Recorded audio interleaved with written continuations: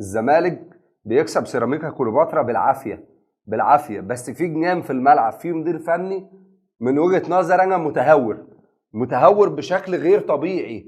عنده كده يعني، انا اول مره اشوف في الدوري المصري بس 4 تبديلات دفعه واحده، وهو قال الاسباب الفنيه. ولكن انا شايف ان يعني 4 تغييرات في الملعب ده جنان في الدوري المصري كمان. ولكن عايز اقول ان الزمالك يا جماعه لو لعب كده قدام الاهلي، انا هيصعب عليا الزمالك بجد والله، على الاقل 4-5 مستريح.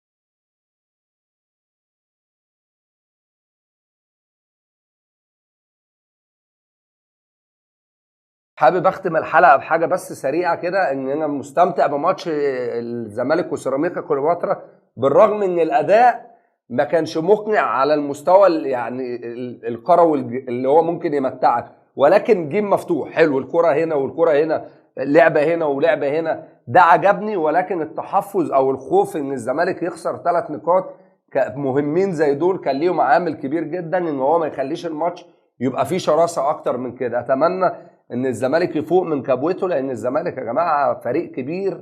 الزمالك فريق وجوده في افريقيا مهم جدا، وجوده في دوري ابطال افريقيا مهم جدا جدا جدا، مش لصالح الزمالك بس ولكن للكره المصريه عامه يعني.